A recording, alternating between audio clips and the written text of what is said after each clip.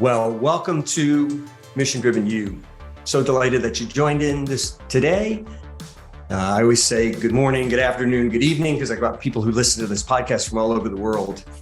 And I'm so delighted you joined in today. And just to kind of give you a little bit of a sneak preview over the next several episodes, for the next 3 to 4 episodes, I'm going to be diving into some bigger issues. Oftentimes we focus here on really practical issues. And this episode today is going to end up with some really practical things on what to do if you find yourself stuck in this kind of remote versus in-person problem, right? But I want to talk today and over the next couple of weeks about some bigger issues, because I think it's important that we understand where we are historically, so we have a sense of why these things matter so much. So we're going to talk today about the remote versus in-person problem, and I'm going to give you some practical suggestions at the end. But I do want to spend time talking also about the bigger sort of historical moment we find ourselves in. So if you're ready, let's go ahead and get started. So first of all, let's just realize that we are in the middle of a time when we couldn't have imagined the questions we're asking ourselves, right?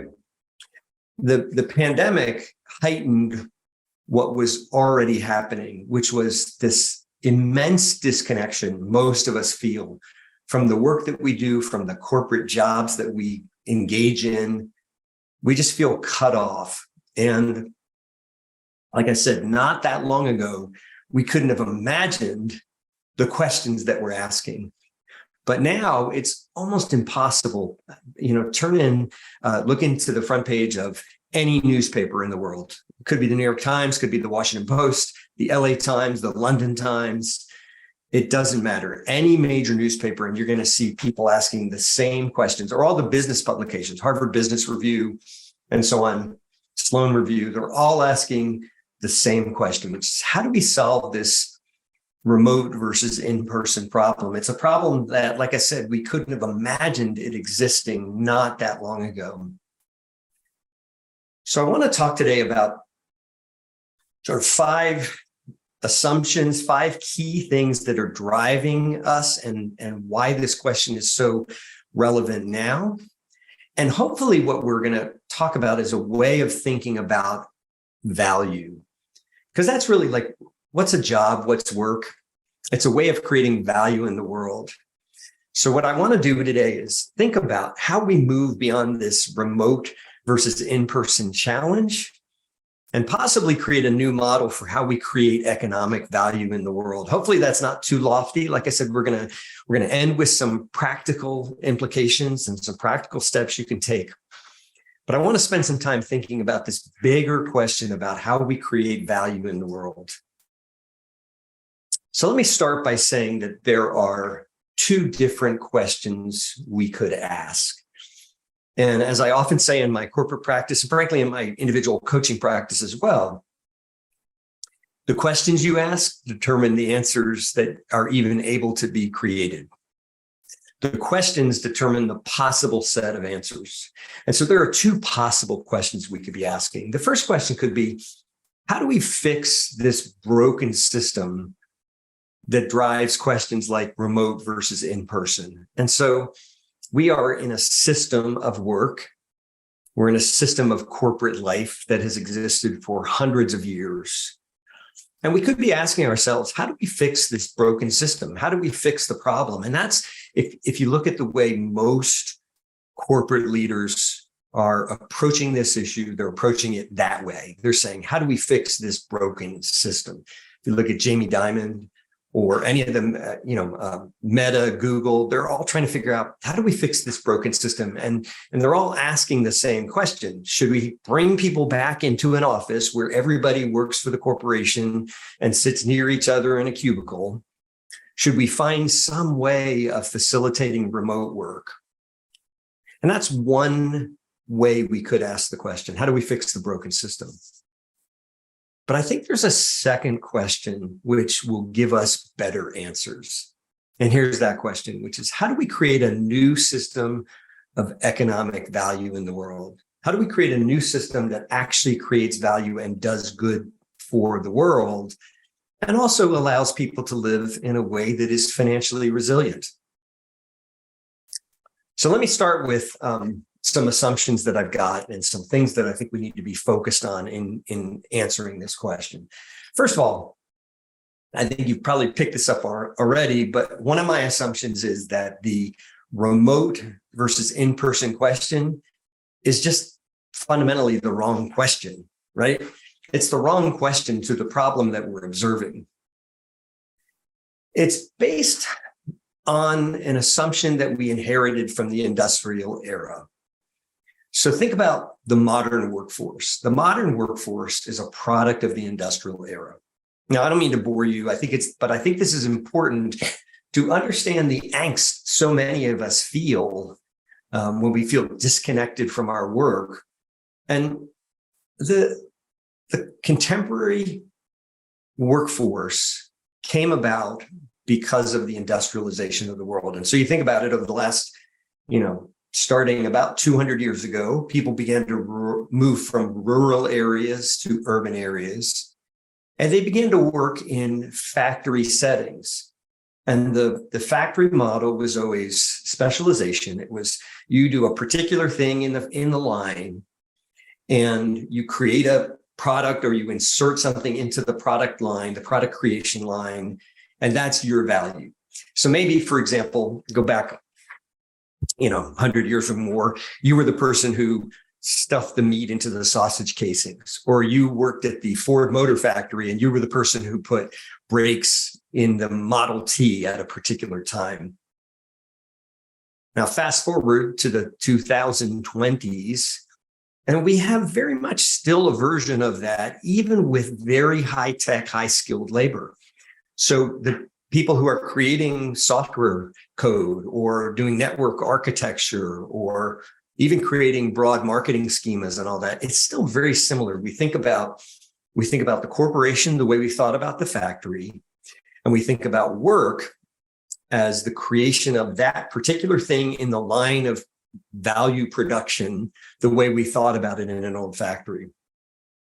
Now, like I said, the COVID pandemic, it really heightened what was already occurring, which is too many people don't give a shit about their jobs because they feel completely disconnected from the product of their labor. So my first assumption, the first thing I want us to sort of question is this, whether the remote versus in-person is the right question. Because here's what I'm going to suggest. The fundamental problem is not where people work. That's the question being asked by corporate leaders who are trying to solve this remote versus in-person quandary. The fundamental problem is not where people work. The problems are what type of work they do, for whom they work, whether the value is derived by the corporation and their shareholders, or the value is derived by the value creator, by the person actually producing and creating something, and what value then they derive from that creation. So fundamental assumption number one, remote versus in-person, it's just the wrong question. Now, a lot of times when I talk about this topic, people say, oh, you're trying to address the work-life balance issue. And I want to suggest to you that I'm not. This is not a work-life balance issue, because the whole idea of work-life balance it's a problem of story. And so we often talk about this. Those of us that are social scientists, sociologists like myself, anthropologists, even economists, often you hear about how we're held together by our stories. And the whole idea of work-life balance is just a problem of the story we have been telling ourselves. And all you have to do is go to your Netflix queue or your Apple TV queue, and you'll see the stories, the modern legends we're telling about this imbalance. Could be the movie Office Space, which was really popular when I was coming up in the IT industry. Severance is the most recent one. Severance is a movie is a TV show series on Apple TV, where Adam Scott literally has a chip installed in his brain. So when he's at work, he doesn't remember his home life. And when he's home, he doesn't remember his work life. Right? This is the stories we're telling ourselves, that there is work, which is awful. And so we need to find a way not to think about it when we are in life, quote unquote, home, whatever we call it. So much of our advertising, whether it's from beer to rafting to exotic vacations, is about getting away from work and getting into life. And I'm going to sort of put in a perspective that I don't often put in this podcast, which is from my earlier training as an academic, which is as a sociologist of religion. And here's what I want to suggest: that we live in a culture that still believes that hard work is something that we got from the fall. The biblical story of Adam and Eve, how they sinned and they got booted out of the Garden of Eden, and they had to do work now. They had to struggle and toil. They were alienated from nature. They were forever condemned to moral angst about our care and survival. And so we have these stories that told us that we have to work hard because we are fallen people rather. Or that's at least what our stories told us.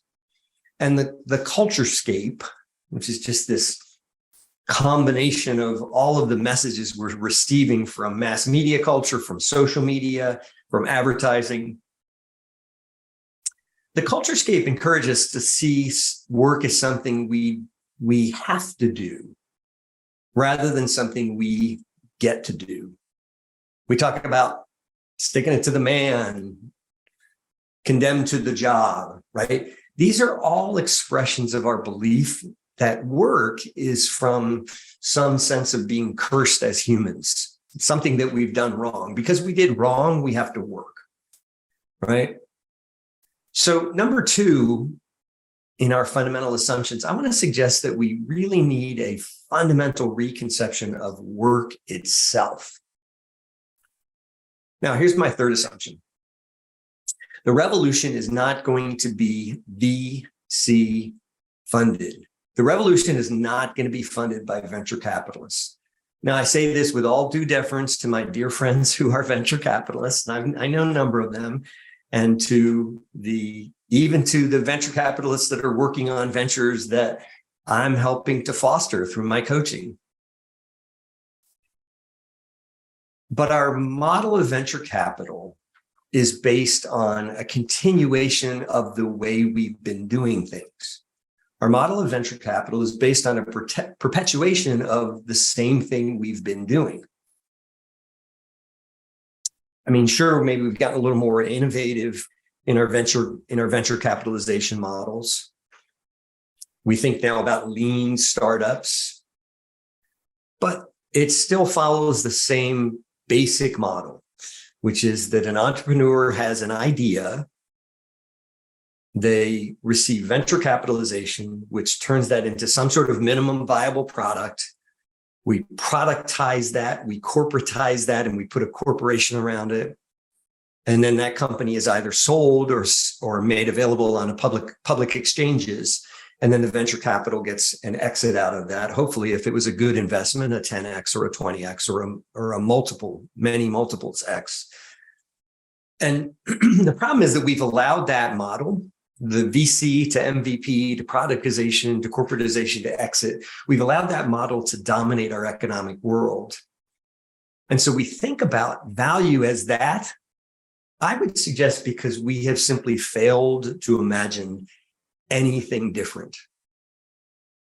But the revolution is not going to be VC funded. It's not going to be funded by those who have continued to fund the way things are, right? What will replace it? Well, number three, I think we need to create new economic value creation models that are driven by human efforts, not the financial capital of the existing system. Systems perpetuate the same. Systems perpetuate themselves. If we want to rethink work beyond this limited idea of remote versus in-person, we're going to need to create a new system, and that is not going to be funded by the existing funding streams for the existing system. Now, number 4, and this is where it's going to start to get a little more practical. Hopefully you've hung with me now on some of the more philosophical parts. But number 4 in my fundamental assumptions is that creating value is not the same thing as starting a company. So I mentioned before that we are bound together by our stories, and who are the people that we lionize? Who are the people that we idolize? They are the people who have started companies. They are the Mark Zuckerbergs or the Elon Musks or the Richard Bransons. And some of them are great, and some of them maybe not so good for the long-term good of the planet. But we have thought about creating value within the corporate framework. Here's the problem with that. The corporation is a very modern invention, at least depending on how you think about modern. So the corporation as we know it has existed since about the 16th century till now. And we assume that that's how we create value in the world because that's what we've been doing. We assume that a company, a corporation, is the way we create value in the world. And we assume that because we just haven't imagined anything bigger than that. We even call our efforts, like we think about our efforts to create social good. What do we call them? We call them nonprofit companies. But we are in a time of great change. One author called the time we are living in the 500-year delta. And it's true. If you look at history, we tend to reinvent ourselves culturally, socially, about every 500 to 600 years. And we are in the midst of that time right now. So we're going to continue to follow this model that creating value means I have to start a company. We're going to continue doing that until somebody creates a new model. And that's exactly what I'm advocating here, is a new model for value creation. How do we do that? Well, a number of us have been involved in Web3. And, if you think about it, Web 1 was just sort of basic text-based. Web 2 began to give us interaction. And now with Web 3 tools, not just generative AI, but tools like blockchain, we now have the idea of actually storing value outside of the traditional corporate container. What would that look like? Well, think about it. I don't write software code anymore, but I used to write software code. And the idea that we need to only write code within a corporate container for a particular product that relates to the end product a company sells, that's no longer true, since we can store the value of that code in the blockchain. The same is true with network architecture. The same is true with just all of the value that we create, all of what we traditionally think of as white collar jobs, all the white collar value that we create in the corporation. We now have the capacity to store that and make it accessible across a variety of platforms. It no longer has to be owned by the company that keeps the value of that code or that architecture or that marketing idea or that language, that copy, whatever that is. It no longer has to live exclusively within the corporate container. So we can now begin to think of a value creation model that isn't stuck in the last 500 years. If you think about it, the way we create companies, we have not reinvented that since we've started creating companies in about the 1500s. Web3 actually gives us the tools to begin to develop a value creation model that isn't stuck in the last era, but is part of the world that is coming to be.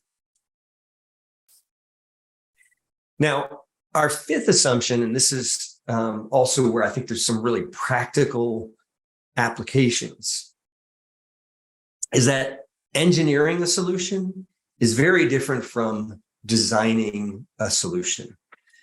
And so if you're familiar with this idea, the difference between engineering and design. So engineering is a way of thinking about better solutions to known problems.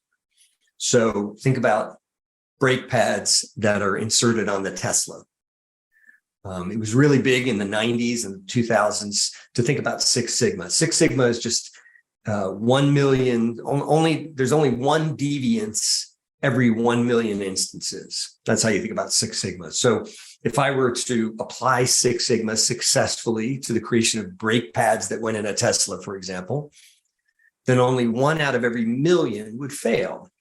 That's an engineering problem. And it's an engineering problem, which is to say, how do I engineer a solution to a known problem? My known problem there is I want my brakes to always work. Well, the pandemic, that just blew that all the way. No one could have engineered a solution to a global pandemic on the scale of the pandemic, to a global pandemic like what we saw on scale. And if you think about it, many of the companies that we are creating and we're developing, the ones we describe as disruptive, are really just engineering solutions. So I can't tell you how many conferences I've been in over the last, 6 to 8 years, where they've talked about Uber as this great disruptor. Well, here's the reality. Most humans will live and die on the face of this planet, having never ridden in either an Uber or a taxi cab or a Lyft for that matter, or any other challenger that's getting ready to come up. It was an engineering solution. It was shitty taking a cab in a city. And so Uber figured that out, and they figured out how to create an engineering solution to a problem. But we really have yet to conceive of new ways of economic activity outside of the way we've traditionally thought about companies, because doing so requires courage. It's going to require imagination. It's going to actually be disruptive. Here's the thing. If the solution that you're thinking of doesn't upend everything about your life or about civilization, it's not actually disruptive. It's probably an engineering solution to a known problem. And frankly, I think we worry too much about how we monetize solutions. And that tends to limit or constrict our understanding of what's possible and what problems we could actually solve. But in some of the groups I spend time with, we think about some of the really significant problems, significant income inequality, resource allocation issues. Why do we still have hunger in the world, for example? We grow more than enough food to feed every human in the world, and yet there are some people who will go to bed hungry tonight, and too many people, particularly in the developed world, who will go to bed with too much nutrition. That's not an engineering problem, it's a design problem, and we need a disruptive approach to creating the future. Now, what kinds of shifts will this require? So first of all, I think we're going to have to stop talking about work as we have known it. And I think we're going to have to shift from work to what I call value creation. What is the actual value of our work? Right now, we think of it as contained within a product offered by a company. And so if you think about the end product, let's say it's an app. You bought the app, and behind that was maybe somebody who did UX, UI, or somebody who did software development. And they created a certain part of the value chain. And then you bought the product at the end. And that has worked successfully for us. But I think we're nearing the end of that time. And I think we're going to have to begin to shift from work to what I call value creation. Secondly, we're going to have a shift from companies to, I don't know what, probably something that looks more like creator collectors or guilds. So imagine if all of the engineering architects were able to come together and form almost a guild of engineering and make the value from what they're creating available through the blockchain or other W3 means to actually create value within a variety of companies and within a variety of different products. I think number 3, we're going to shift from corporate capitalism to what I call motivated individual value creation. Now, that sounds like it's more radical than I want it to. But so many of us have realized that corporations have begun to be of little value anymore. We've gotten a lot of value out of them, and I think we still need corporations that do public goods. I want the corporation that's going to guarantee my roads are paved and my, the public infrastructures are well cared for. I want them to run well. But corporations have run amok. We see massive inequalities in income, and we could argue against that for moral reasons, but I'm going to suggest that it's just shitty ways of living in the world. When we have this significant resource inequality, it's a bad way of ensuring that we have a future as a civilization, as a society.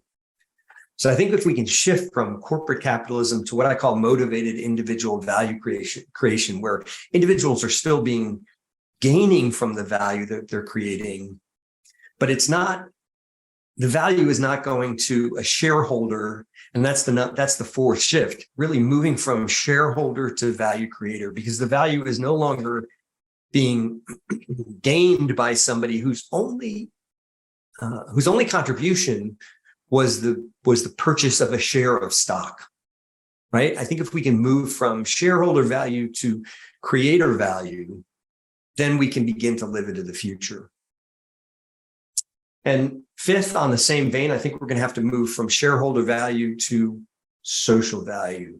And we've begun to see some of that. If you didn't listen to my interview with Nathan Stuck on B Corps, which was, I guess, 2 or 3 months ago, please go back and listen to that. I think we're starting to see a shift from shareholder value to social value, from the ultimate good not just being the ROI on the price of a purchase of a unit of stock, but did we actually become better ancestors? Did we actually leave the world a better place for having been here? I think we're going to shift number 6 from corporate product ownership to what I call block value creation. So the idea of the company, of the corporation, I think is beginning to have outlived its usefulness. And I think we're going to see the value in new ways of storing the value in through technology in W3. And then finally, we're going to see the move from corporate government sanctioned entities, which are all corporations are. I own a corporation. I own 2 corporations, actually. It's just something that the government told me I could have because I applied, I put in the right license paperwork, I paid the right fees. The problem is that that doesn't tell me anything about how we are bound together by our social contracts with each other, by the promises that we make to each other.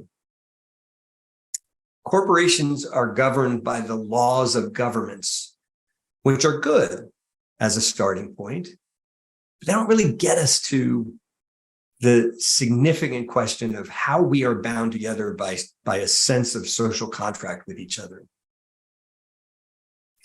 So those are the shifts that I think it's going to require. I think it's going to affect several things. There are 6 things I think this change is going to affect. It's going to change the relationship of the worker to their work, from working for the man to creating value.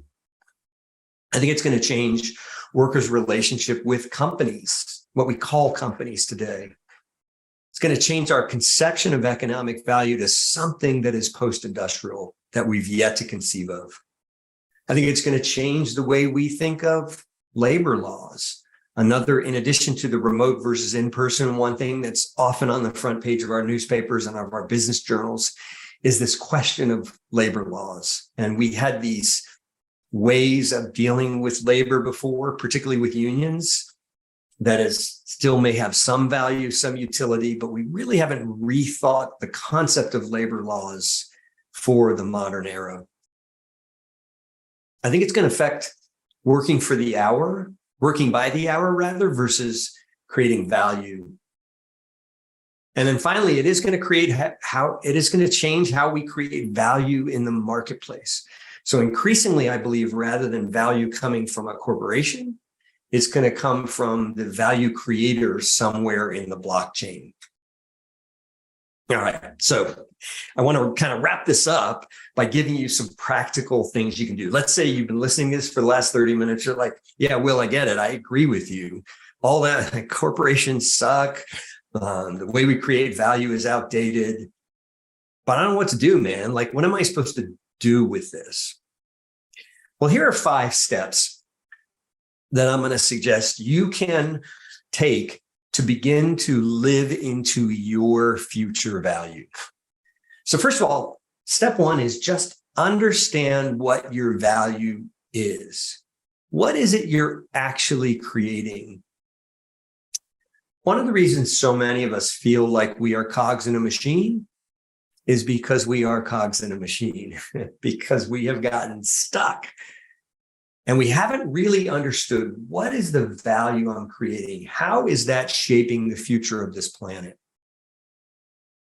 So take some time to journal today and say, what is my value? What do I create? What did I create in the world that's going to make me a better ancestor? It's going to change the future of this planet because I was here and I created that thing.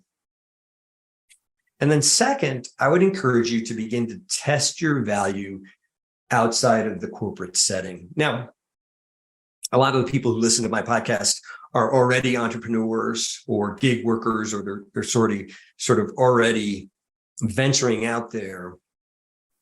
But ask yourself, if corporations didn't exist, what value could you add in the world? How could you actually add value in the world that wasn't bound by a traditional or a typical corporate box?